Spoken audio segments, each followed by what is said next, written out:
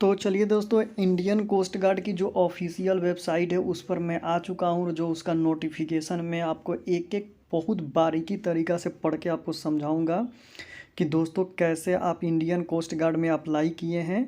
जो आप अप्लाई किए थे 4 जनवरी से लेकर 14 जनवरी तक इसकी टाइमिंग थी, और आपको क्या क्या मिस्टेक हुई है, अगर मिस्टेक होने के वजह से आपका एडमिट कार्ड आएगा कि नहीं आएगा, इसके बारे में हम लोग प्रॉपर डिटेल जानेंगे। आपकी सैलरी कितनी मिलेगी, आपका सिलेक्शन कैसे होगा, इसका सिलेबस क्या होगा, सिलेबस में कैसा कैसा क्वेश्चन पूछेगा, ए टू जेड एलिजिबिलिटी से लेके मेडिकल से लेके पीएफटी से लेके ए टू जेड चीज़ें हम इसमें जानेंगे। तो चलिए दोस्तों, हम लोग अपना वीडियो शुरू करते हैं। तो ये जैसा कि आपको दिखाई दे रहा है, नाविक के लिए है, जिसमें आपका जनरल ड्यूटी है, डोमेस्टिक ब्रांच है और आपका यांत्रिकी की है। जनरल ड्यूटी का मतलब आप समझते हैं जीडी, डोमेस्टिक ब्रांच का मतलब कुक डिपार्टमेंट और स्टीवर्ड का हो गया, और यांत्रिकी माने टेक्निकल डिपार्टमेंट हो गया। इसके एलिजिबिलिटी क्राइटेरिया की सबसे पहले हम लोग बात करते हैं। तो online application R B invited from male candidate Indian citizenship के लिए होना चाहिए। पोस्ट किसके लिए अप्लाई किया गया है, तो जीडी के लिए, डोमेस्टिक ब्रांच यानी कुक के लिए, और यांत्रिकी यानी टेक्निकल डिपार्टमेंट के लिए। ये इसकी एलिजिबिलिटी थी। अब हम लोग देख लेते हैं एजुकेशन क्वालिफिकेशन क्या चाहिए। तो दोस्तों, मैं यही दो चीज़ों पर अधिकतर फोकस करूंगा, क्योंकि इसी में ज़्यादा लड़के कमेंट किए हैं कि भाई इस पर समझाओ। यांत्रिकी की ब्रांच टेक्निकल होता है, और जो लड़के डिप्लोमा और बीटेक किए हैं उनके लिए ये है, तो इस पर मैं ज़्यादा फोकस नहीं करूँगा। तो अगर आपने नाविक जनरल ड्यूटी यानी जीडी के लिए अप्लाई किया है, तो आप 10+2 पास होने चाहिए किसी भी स्टेट बोर्ड से, सेंट्रल बोर्ड से या काउंसिल बोर्ड से, यानी आपका ओपन नहीं होना चाहिए। ठीक है। अगर आपने नाविक ब्रांच अप्लाई किया है यानी जनरल ड्यूटी के लिए अप्लाई किया है, यानी आपने डोमेस्टिक कुक और स्टीवर्ड के लिए अप्लाई किया है। सबसे पहले हम लोग समझ लेते हैं जनरल ड्यूटी क्या है। जनरल ड्यूटी में जो नॉर्मल जो ड्यूटी होती है वही होता है। आपको इंडियन कोस्ट गार्ड के कैंप में रहना है या जहाज़ पे रहना है, और आपकी ड्यूटी लगती है, माने हथियार वगैरह लेकर आपको सिक्योरिटी की तरह काम करना पड़ता है। लेकिन जो डोमेस्टिक ब्रांच होते हैं उनका काम खाना बनाना होता है, और वहाँ पर जो इंडियन कोस्ट गार्ड के ऑफिसर होते हैं उनको सर्व करना होता है। ये आप समझ गए। तो अगर आपने जीडी के लिए अप्लाई किया है तो 10+2 होना चाहिए किसी भी स्टेट बोर्ड से, सेंट्रल बोर्ड से या रिकॉग्नाइज बोर्ड से। ओपन बोर्ड नहीं होना चाहिए। अगर आपने डोमेस्टिक ब्रांच के लिए अप्लाई किया है तो आपको सिर्फ 10th पास होना चाहिए। इसी तरह किसी भी बोर्ड से, बस ओपन बोर्ड नहीं होना चाहिए। यांत्रिकी पर मैं उतना फोकस नहीं कर रहा हूँ। ठीक है। ये देखिए, ये आपको दिया गया है यांत्रिकी के लिए कि कौन से ब्रांच में कैसा चाहिए, क्या क्या होना चाहिए। तो यांत्रिकी के ऊपर मैं नहीं करता हूँ, क्योंकि वो बीटेक वाले, एमटेक वाले और डिप्लोमा वाले भरते हैं। एज की बात कर लें तो आपकी मिनिमम एज 18 साल होनी चाहिए, और मैक्सिमम एज, तीनों ब्रांच की मैं बात कर रहा हूँ, इसकी जो एज होनी चाहिए वो आपकी 22 साल होनी चाहिए। नाविक जीडी में भी वो बताया गया है कि आपकी एज जो होनी चाहिए 1 अगस्त 2000 से लेकर 31 जुलाई 2004 के बीच होनी चाहिए। और डोमेस्टिक ब्रांच की बात कर लें तो आपकी एज 1 अक्टूबर 2000 से लेकर 3 सितंबर 2004 के बीच होनी चाहिए। एज रिलैक्सेस की बात कर लें हम, तो अगर आप एसटी और एससी कैटेगरी से बिलोंग करते हैं तो आपको 5 साल एक्स्ट्रा छूट मिलेगा, यानी 5 साल तक आप ज़्यादा भर सकते हैं। अगर आप ओबीसी से हैं तो 3 साल आपको एक्स्ट्रा छूट मिलेगा, आप 3 साल ज़्यादा भर सकते हैं। अब देखिए वैकेंसी कितनी आई हुई है वो भी ध्यान से देख लीजिए। तो ये मैं सिर्फ दो चीज़ की बताऊंगा। ठीक है। टोटल वैकेंसी जीडी में 260 है। आप लोग के टाइम में तो ये बता दे रहा, हम लोग के टाइम में वो भी कुछ भी नहीं बताता था कि कितनी वैकेंसी आई है। और डोमेस्टिक ब्रांच के लिए 35 आई है, और कैटेगरी वाइज जनरल के लिए 112 है, ईडब्ल्यूएस के लिए 28 है, ओबीसी के लिए 72 है, एसटी के लिए 11 है, और एससी के लिए 27 है। तो इसी तरह आपकी वैकेंसी दी हुई है। ठीक है। अब देखिए, जो ये बोल रहा है कि द वैकेंसी आर टेंटेटिव, मैंने बोल रहा है कि ये वैकेंसी कभी बढ़ भी सकती है, कभी घट भी सकती है। ठीक है। और जो एज की बात बोल रहा है, अगर आप एज में कंसेशन यानी रिलैक्सेशन आपको चाहिए, तो रिलैक्सेशन आपको लेने के लिए आपके पास सर्टिफिकेट होना ज़रूरी है। ठीक है। बिना सर्टिफिकेट के आप एज में आपको रिलैक्सेशन नहीं मिलेगा। सिलेक्शन प्रोसीजर में आपको बताऊं तो सिलेक्शन प्रोसीजर 1, 2, 3 और 4 और लास्ट होता है 5, यानी 5 चरणों में आपका रिलेक्शन यानी सिलेक्शन होता है। सब मैं आपको बारी बारी से करके बताऊंगा। ठीक है। चलिए अब आ जाते हैं यहाँ पर हम लोग। ठीक है। स्टेज वन देखते हैं, स्टेज वन में आपका क्या होगा। तो ये जितनी भी होगी एग्ज़ाम सब आपकी ऑनलाइन होगी, ठीक है। नाविक डीबी और जीडी के लिए, ठीक है। नाविक जीडी में डीबी में जो होगा ना वो सिर्फ एक पेपर होगा, यानी आपको एक ही पेपर देना है। एक पेपर के बाद आपका पीएफटी होगा और एक पेपर के बाद आपका मेडिकल होगा। आगे का प्रोसीजर आपका दूसरा पेपर तीसरा पेपर नहीं देना है, ठीक है।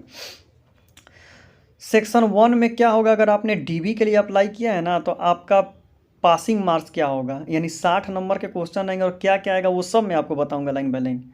आपको 60 में से अगर आप ओबीसी से हैं, ध्यान से देखिएगा, अगर आप ओबीसी से हैं, ईडब्ल्यूएस से हैं या अनरिजर्व यानी जनरल कैटेगरी से हैं तो आपको 30 नंबर लाना पड़ेगा, तब आप पास होंगे, ठीक है। यानी सेक्शन 2 के लिए क्वालिफाई करेंगे, याद रहिएगा, ठीक है, बात 2। और देखिए अगर आप जीडी के लिए अप्लाई किए हैं तो सेक्शन 1 एंड सेक्शन 2 समझिए ध्यान से ही क्या होता है, ठीक है। आप इसमें क्या क्या होगा, 2 टाइप का पेपर होगा, ठीक है। आप ध्यान से समझिएगा, ठीक है। पहला पेपर में आपको 30 नंबर लाना होगा, वो कितना भी नंबर का हो, और दूसरा पेपर उसी टाइम आपको देना है, वो भी आपको कितना नंबर लाना पड़ेगा, तो उसमें आपको 20 नंबर लाना पड़ेगा, और दोनों मिलाकर आपको 50 नंबर आना चाहिए। ईडब्ल्यूएस से हैं, ओबीसी से हैं, अनरिजर्व से हैं। अगर आप एसटी और एससी से बिलोंग करते हैं तो आपको पहले पेपर में 27 नंबर लाना पड़ेगा और दूसरे पेपर में 14 नंबर लाना पड़ेगा, और टोटल आपको आना चाहिए 44 नंबर। अब देखिए यहाँ पर ध्यान देने वाली बात है, ध्यान से समझिएगा। लो बोल रहा है passing in section 1 and section 2 separately is compulsory. कहने का मतलब हुआ कि ये नहीं कि आपको 50 नंबर आ गया, ये डीबी वाले के लिए तो अच्छा है। डीबी वाला किसी में भी मिला के उनको क्या चाहिए, तो 30 नंबर चाहिए। पहिलका में 7 नंबर भी आ जाए, दूसरका में 21 नंबर भी आ जाए तो पास हो जाएंगे। पहिलका में 14 नंबर भी आ गया, दूसरका में पहिलका में अगर 0 नंबर भी आ गया और दूसरका में 30 नंबर भी आ गया तो वो क्या हो जाएंगे, पास हो जाएंगे। लेकिन जो लड़के जीडी में भरे हैं उनको पहला पेपर में 30 नंबर किसी भी हाल में लाना है और दूसरा पेपर में 20 नंबर किसी भी हाल में लाना है। अब देखिए अगर पहला पेपर में अगर मान लीजिए कि आपका 29 नंबर हो गया और दूसरा पेपर में मान लीजिए कि आपका 25 नंबर हो गया, तो 29 और 25 कितना हो गया, 54 हो गया, तब भी आपको क्या कर देगा, रिजेक्ट कर देगा। कहने का मतलब ये है कि आप ये मत समझिएगा कि आपको टोटल 50 नंबर लाना है, नहीं। आपको पहला में 30 नंबर से कम नहीं आना चाहिए और दूसरा में 20 नंबर से भी कम नहीं आना चाहिए। ये नहीं कि पहिलका में बहुत आप तेज हैं, पहिलका में मान लीजिए 35 नंबर आ गया, दूसरा का पेपर में मान लीजिए कि 20 नंबर का था तो उसमें 19 नंबर आया, तो आपका टोटल नंबर कितना हो गया, 54 नंबर। कहिएगा अरे मेरा तो 50 नंबर चाहिए, हम तो 54 नंबर ला दिए, लेकिन फिर भी आपको क्या करेगा, वो इंडियन कोस्ट गार्ड आपको क्या कर देगा, तो फेल कर देगा। दोनों में कम से कम आपको इसमें 20 नंबर और इसमें 30 नंबर लाना पड़ेगा। ये बात आपको समझ में आ गई। और एसटी एससी के लिए भी 27 नंबर 17 नंबर। यांत्रिकी की हम बात नहीं करेंगे, ठीक है। अब देखें अब सिलेबस के बारे में, ठीक है। ये जितना टेस्ट होगा वो ऑनलाइन होगा, ठीक है। सेक्शन 1 यानी कहने का मतलब है कि आप डीबी यानी डीबी में है, ठीक है। जब आप पेपर देने जाएंगे, ठीक, तो ध्यान से देखिए क्या होगा। 60 नंबर का क्वेश्चन होगा, टाइमिंग आपको 45 नंबर मिलेगी और टोटल क्वेश्चन कितना रहेगा, 60 रहेगा।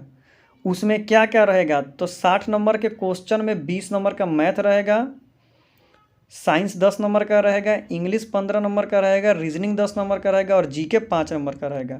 और पास होने के लिए आपको कितना चाहिए, तो अगर ओबीसी से है तो 30 नंबर और इसमें है तो 27 नंबर। और सिलेबस क्या रहेगा, तो क्लास 10th सिलेबस रहेगा।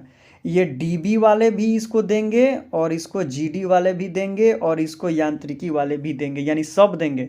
तो डीबी वाला देगा तो वो अपना पास करके वो अपना चला जाएगा पीएफटी करने के लिए और वगैरह वगैरह करने के लिए। और जो जीडी वाले देंगे अगर वो पास करेंगे तो उनको सेक्शन 2 देना पड़ेगा, और जो वो क्या बोलते हैं और जो यांत्रिकी वाले होंगे अगर सेक्शन 2 पास करेंगे तो फिर सेक्शन 3 सेक्शन 4 5 देना पड़ेगा। तो इसलिए बहुत इसमें झमेला हो जाएगा, तो मैं सिर्फ डीबी और जीडी को समझा रहा हूँ, ठीक है। तो डीबी वाले दिए पास कर गए, तो अगर उन्होंने सिर्फ डीबी का फॉर्म भरा है तो पास करके अपना पीएफटी करवाएंगे, मेडिकल करवाएंगे और अपना सिलेक्शन लेंगे। अगर जो लड़के जीडी भरे हैं तो जीडी को डीबी वाला भी पेपर देना पड़ेगा और जीडी वाला भी पेपर देना पड़ेगा, यानी सेक्शन ये पास कर गए तो आपका सेक्शन 2 के लिए लिस्ट आएगा। तो अगर अब देखिए अब सेक्शन 2 यानी जीडी वाले क्या करेंगे, सेक्शन 2 का एग्ज़ाम देंगे। तो सेक्शन 2 के एग्ज़ाम में उनका क्या क्या आएगा, देखिए टोटल 50 नंबर का क्वेश्चन होगा, 30 नंबर 30 मिनट यानी आधे घंटे का टाइम होगा, और टोटल क्वेश्चन कितना होगा 50 होगा, यानी 50 क्वेश्चन 30 मिनट में मारना है। उसमें 25 नंबर का मैथ आएगा और 25 नंबर का फिजिक्स आएगा। अब देखिए ध्यान से देखिए, इसी में आपको देखना है, ठीक है। ये दोनों में मिलाकर, जैसे मैंने वहाँ बोला था ना कि 30 नंबर लाना पड़ेगा और इसमें 20 नंबर लाना पड़ेगा, तो ये 50 में आपको कितना आना चाहिए, 20 नंबर आना चाहिए। कहने का मतलब है कि आपको फर्स्ट पेपर में आपको 30 नंबर लाना है और सेकेंड पेपर में आपको कितना लाना है, 20 नंबर लाना है। यानी कहने का मतलब है कि साफ साफ यहाँ पर दिखाई दे रहा है कि देखिए 60 नंबर का जो पहला पेपर होगा, अगर आप जीडी से भरे हैं तो उसमें आपको 30 नंबर लाना है, और दूसरा पेपर 50 नंबर का होगा, अगर आपने जीडी से भरा है तो उसमें आपको 20 नंबर लाना है। तो अगर आप पढ़ के जाएंगे तो आराम से पास हो जाएंगे। और दूसरी बात मैं आपको बता दूं, इंटरेस्टिंग बात, कि इसमें निगेटिव मार्किंग नहीं होती है। कितनी अच्छा है। और जो सिलेबस रहेगा वो फुल्ली 10+2 यानी इंटरमीडिएट बेस पर होगा, यानी इन्वर्स ट्रिगोनोमेट्री वगैरह पढ़ के जाइएगा, ठीक है। तो ये मैंने आपको बता दिया। अब ये यांत्रिकी वाला मैं उतना डिटेल में नहीं बताऊंगा क्योंकि ये हो जाएगा, ठीक है। स्टेज 2, अब देखिए मान लीजिए कि भैया आप डीबी हैं, आपने पेपर पास कर लिया, आप चले गए, जीडी वाला भी दोनों पेपर पास कर गया, तो वो भी क्या होगा, पीएफटी कराने आएगा। तो देखिए पीएफटी में क्या होगा, पीएफटी का भी एडमिट कार्ड निकलेगा, सबका सीक्वेंस वाइज निकलेगा, ये नहीं कि सब एक के दिन हो जाएगा। स्टेज 1 देंगे तो डीबी वाले का पीएफटी का एग्ज़ाम अलग दिन होगा, फिर जीडी वाला जो होगा जीएडी का, फिर जीडी का जो एग्ज़ाम होगा सेक्शन 2 का, वो एग्ज़ाम कुछ दिन के बाद होगा, और फिर उनका पीएफटी के लिए कुछ दिन के बाद एडमिट कार्ड आएगा, ठीक है। तो मान लीजिए कि अल्लाह करे आप पास कर गए, भगवान ने किया कि आप पास कर गए, तो पास करेंगे तो ये जो पीएफटी है वो सभी के लिए एक ही होता है। आपको शू पहन के जाना है, आपकी मर्जी, पहन के जाइए या मत जाइए। मैं तो एक दफ़ा गया था तो मेरा पूरा पैर छिला गया था, तो दूसरी दफ़ा मैं शू अपना ख़रीद के पहन के गया था। टी शर्ट में तो कच्छे पर ही दौड़ा था। और हम लोग की एग्ज़ाम जो थी वो अक्टूबर में थी, तो अक्टूबर में बहुत धूप निकला हुआ था, ठीक है।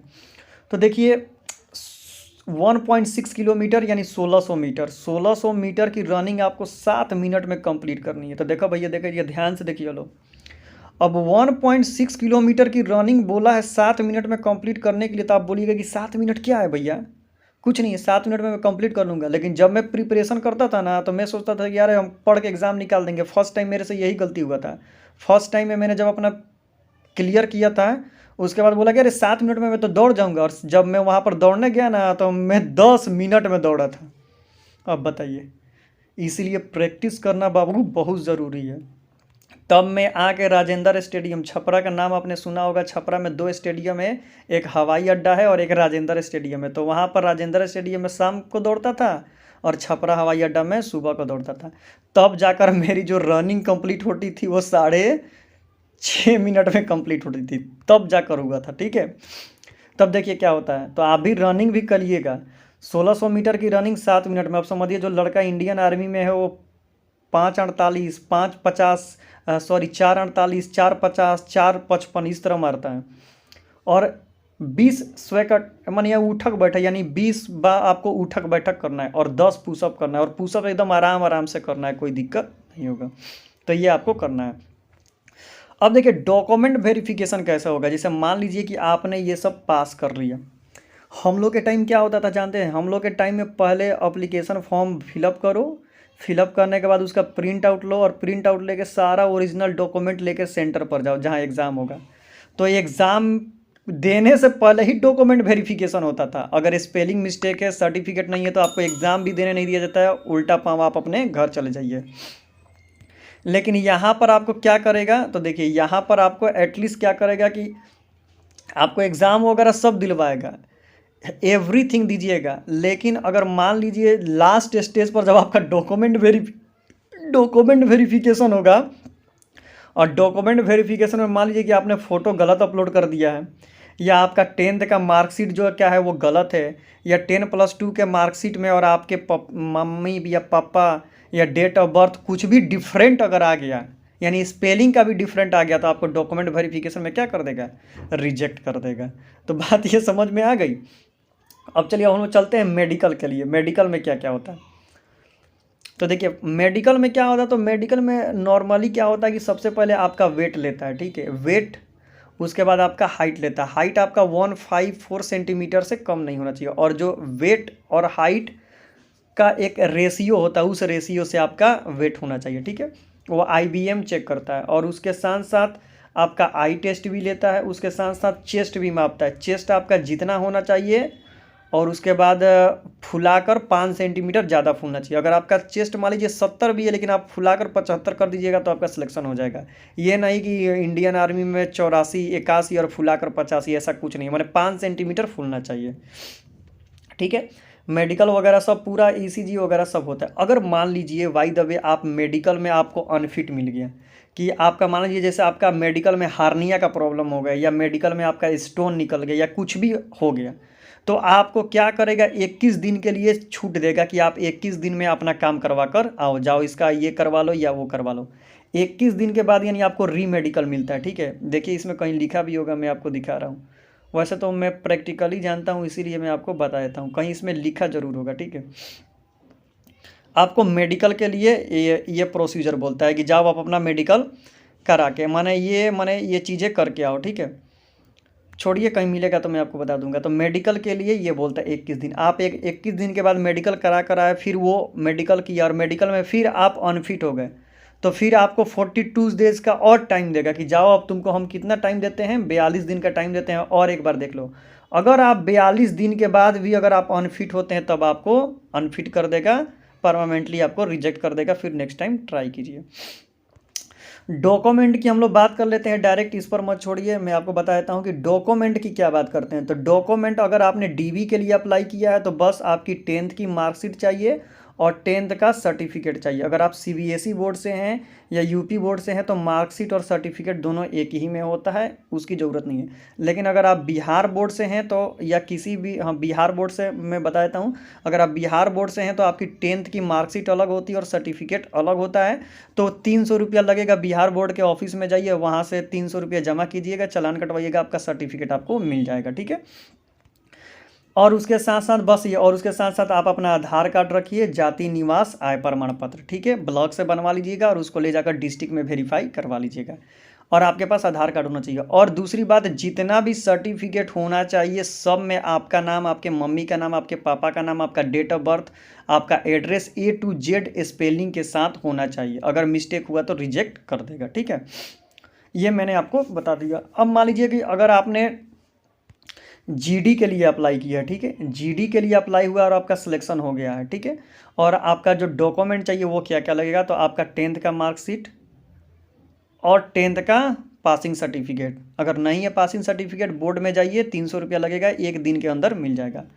12 का मार्कशीट और 12 का सर्टिफिकेट, अगर नहीं है तो वैसा ही कीजिए। उसके बाद जाति निवास आय आपका होना चाहिए, ठीक है, अब बनवा लीजिए और बनवा कर उसको रखिए, और उसके साथ आपका आधार कार्ड, और सब में नाम स्पेलिंग वगैरह मैच होना चाहिए। अगर ये सब है तो आपको डॉक्यूमेंट वेरिफिकेशन में कोई प्रॉब्लम नहीं होगी। अब तो भैया चलो, ये तो हो गया कि भाई चलो हमने तो सिलेक्शन ले लिया, हमारी ट्रेनिंग भी कंप्लीट हो गई, ठीक है।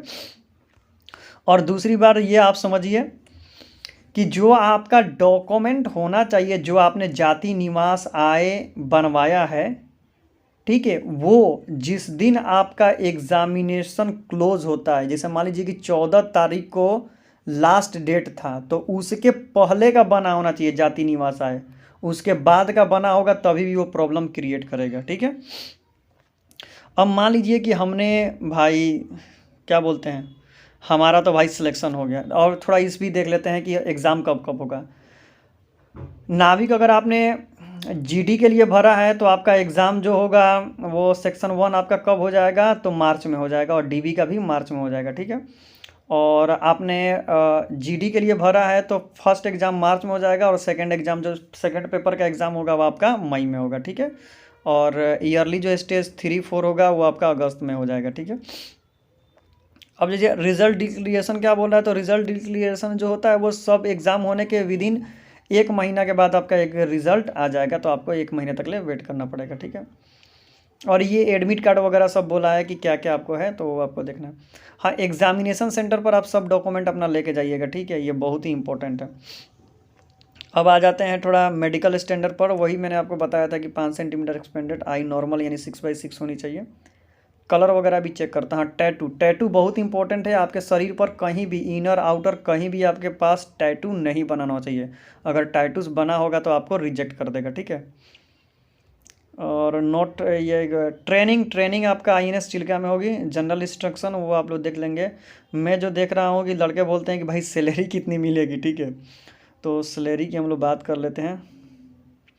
ओपन स्कूलिंग के बारे में भी यहाँ पर कुछ बोला है। देखिए, candidate from the open school institute not recognise. मैंने आपको पहले ही बोल दिया कि ओपन स्कूल से किए हैं तो वो आपको नहीं देने देगा, ठीक है। तो चलिए इंडियन कोस्ट गार्ड के बारे में इतना। अब चलिए बाबू थोड़ा सैलरी के बारे में हम देखते हैं। मेन इंपॉर्टेंट यही था। हाँ, ट्रैवल एक्सपेंसेस। अगर आप इंडियन कोस्ट गार्ड से अगर ST SC से बिलोंग करते हैं तो आपको जो एग्ज़ाम देने जाएंगे उसका भी पैसा आपको मिलेगा, ठीक है। पे आपको क्या मिलेगा? अगर जनरल ड्यूटी से हैं तो आपकी स्टार्टिंग सैलरी जो बेसिक होगी वो 21,700 रुपये होगी और PA वगैरह कट उठ के ज़्यादा ही पहुंच जाएगी, ठीक है। डोमेस्टिक ब्रांच से हैं तो 21,700 वही होगी। अगर यांत्रिकी में ज्वाइन करते हैं तो आपकी सैलरी 29,200 हो जाएगी और पर अलाउंस 6,200 मिलेगा, ठीक है। माने वो उसमें 6,200 एक्स्ट्रा मिलता है। प्रमोशन की बात बोल रहे हैं। Promotion prospected exit up to the rank प्रधान अधिकारी, माने सबसे हाईएस्ट रैंक पर प्रधान से अधिकारी पर आप जाएंगे और आपकी स्केल जो होगी वो आपकी 47,600 रुपये होगी 8 लेवल पर, ठीक है। अदर बेनिफिट क्या क्या आपको मिलेगा इंडियन कोस्ट गार्ड में आपका सिलेक्शन होने के बाद? Free ration and clothing as per the exit rule. आपको राशन और क्लोथिंग फ्री मिलेगा। Free medical treatment for your including depend parents और आपके फैमिली को मिलेगा, ठीक है। Government accommodation for the self family and nominal licence for the HRL as the approval government. आपको गवर्नमेंट का माने क्वार्टर मिलेगा रहने के लिए। छुट्टी बहुत लड़के यही पूछते हैं, तो मैं बहुत दफ़ा बोला हूँ कि एक साल में आपको 45 दिन की छुट्टी मिलेगी और 28 दिन की कैजुअल छुट्टी यानी इमरजेंसी। जैसे मान लीजिए किसी के घर में एक्सीडेंट वगैरह हो गया या बाय द वे बहुत ज़रूरी हो गया, किसी का डेथ वगैरह हो गया, तो इमरजेंसी छुट्टी आप 8 दिन के लिए एक साल में लेके आ सकते हैं। लेकिन एक साल में आपकी जो छुट्टी मिलेगी वो 45 दिन और 8 दिन, यानी टोटल आप कैलकुलेट कर लीजिए 53 दिन की आपको छुट्टी मिलेगी, ठीक है। Contributive pension scheme and guarantee on retirement. देखिए यही मैं बोलता हूँ, ठीक है, कि लड़के बोलते हैं कि भाई पेंशन मिलती है कि नहीं। तो देखिए ये क्या मिलता है, कॉन्ट्रीब्यूटरी पेंशन स्कीम यानी NPS मिलता है, नेशनल पेंशन स्कीम के तहत ये आपको मिलता है, ठीक है। Canteen and various loan facility. आपको कैंटीन भी मिलेगा और लोन भी आपको मिलेगा। मेडिकल फिटनेस और रिटायरमेंट के बाद आपको मेडिकल मिलेगा, ठीक है। इंश्योरेंस कवर आपको क्या मिलेगा, तो 50 लाख रुपए आपको इंश्योरेंस का कवर इसके साथ मिल जाएगा। तो ये बेनिफिट यहाँ पर आपको दिए गए हैं। अगर आपको अधिक जानकारी चाहिए तो QR स्कैनर है, स्कैन कीजिए और दे दीजिए। लास्ट एप्लीकेशन 14 तारीख तो था, तो बहुत लड़के मेरे को व्हाट्सएप पर कमेंट करते थे कि भाई बता दो, तो मैंने सोचा चलो बता देता हूँ। तो यही वीडियो थी, तो चैनल को सब्सक्राइब कर दीजिएगा क्योंकि यहाँ पर मैंने इंडियन कोस्ट गार्ड का प्रैक्टिस सेट भी चालू कर दिया है आपके लिए। तो आप लोग प्रैक्टिस भी करते रहिए और इंडियन कोस्ट गार्ड अब की बार एग्जाम निकाल के रहिए, ठीक है दोस्तों। तो all the best. Thank you so much everyone. Thank you everyone.